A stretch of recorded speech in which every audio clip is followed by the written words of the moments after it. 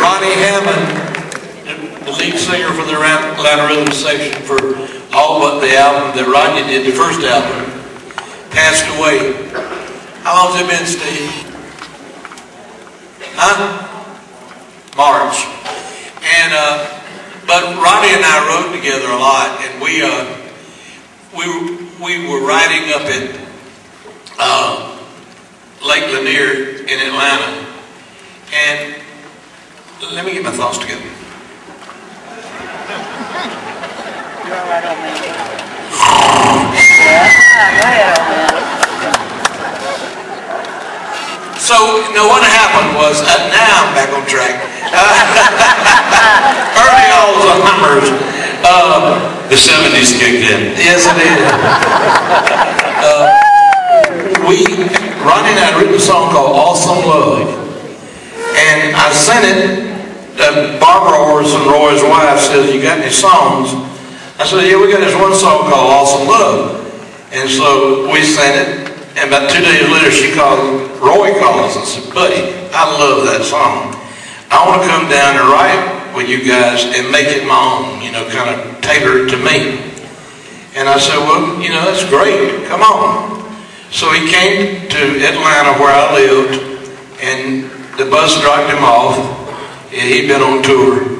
And he came in the house, and we worked for 2 or 3 days. And it was time for him to go.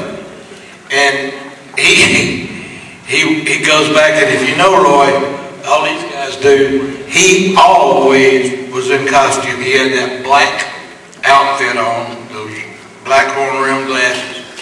And he says, "Okay, I'm ready to go. You going to call a limo?" I said, "No, I'm going to carry you to the airport." I had an international scout. And he came out and got in the truck, and everything was fine. So we go up the top of this hill, this big shopping center, North Lake Mall in Atlanta. I pulled up to the light, and the car just went. I said, "What is it?" Well, it was alternator. I didn't know it at the time. Here we are with all this traffic going by, and here's Orbison sitting there in that black suit. And I said, "Well, I got to get some help over here." So I called over, and there was a service station, and the guy said, "I'll be right over." So he came over in his wrecker and carried the car, the truck, pulled us over to the service station. And he said, "Man, I tell you," he says, "it's going to take a while for a cab to get here.